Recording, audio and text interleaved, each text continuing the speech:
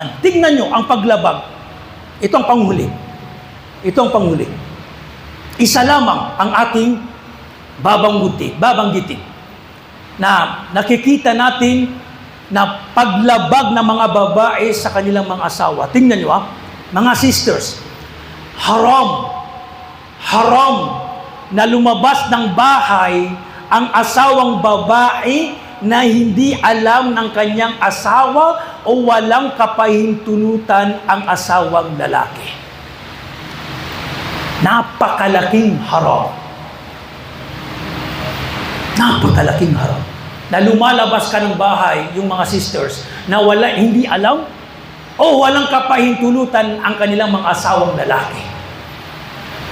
Sabi ng Rasulullah sallallahu alaihi wasallam, sino mang babae na lumabas sa kanyang tahanan na walang kapahintulutan o hindi alam ng kanyang asawa, isinusumpa siya ng mga anghel, lahat ng mga anghel ng habag at anghel ng kaparusahan. Sinusumpa niya itong babae na asawang babaeng lumalabas sa bahay na hindi alam ng kanyang asawang lalaki. Ang tinutukoy natin dito na paglabas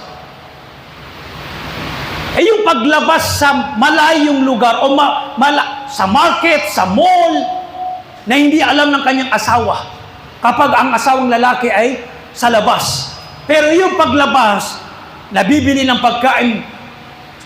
pagkain o pupunta lang sa tindahan malapit sa kanya, o di ka bibili ng gamot o pagkain sa tabi lang ng kanilang bahay, walang problema. Pero ang tinutukoy natin o tinutukoy ng Rasulullah, yung paglabas, at ito yung paglabas sa malayo na walang alam ang kanilang mga asawa, ito po'y haram, sinusumpa sila ng mga anghel. Ilan yung mga alam natin kapag ang asawang lalaki lumabas, wala nang alam ang lalaki sa nangyari sa kanyang asawa sa bahay. Tabya, hindi niya inaalagaan ang kanyang dangal, baka nakikipag-chat, tabya! O di kaya lumalabas sa bahay, walang kapahintulutan. Ngayon, technology, text, chat, tawag, walang may pangangatiran ng babae. Magpaalam, ipaalam niya. Dahil, subhanallah, tandaan yung mga sisters, sabi ng Allah, "Ar-rijalu qawwamuna 'alan nisa." Ang mga lalaki sila ang tagapagtuwid, tagapangalaga, tagapangasiwa sa babae. Ibig sabihin, kapag may nangyari sa inyo, ang lalaki ang mananagot, sila ang tatanungin. Dahil wala na kayo sa responsibilidad ng inyong mga ama. Napasan na ng inyong mga asawa ang pangangalaga sa iyo. Kapag may nangyari sa iyo, ang lalaki ang tatanungin ng inyong mga ama. Kami, ang mga lalaki ang mananagot. Yan ang ibig sabihin. Dahil ang Islam binigyang diin na mangyari ang fitna, na wag mangyari ang fitna. At alam natin ang mga babae mahina emotionally at mentally mahina.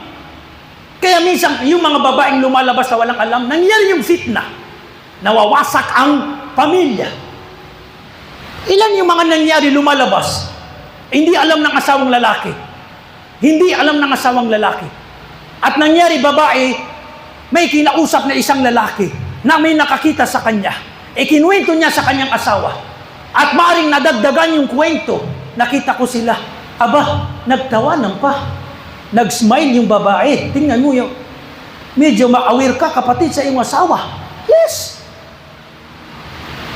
May mga marites, may mga mapanira, o di kaya dahil sa talagang wala kang pangangalaga, o dahil yan sa gawain mo na haram, lumalabas ka sa bahay na walang kapahintulutan ang iyong asawang lalaki o hindi alam.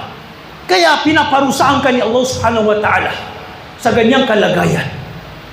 So, pangalagaan po natin, mga sisters, itong bagay na ating tinalakay, ang pagsunod sa inyong mga asawa. Sobrang binigyang diin ng relihiyong Islam ang pagsunod ninyo sa inyong mga asawang lalaki. Basta sa kabutihan, walang paglabag sa relihiyong Islam.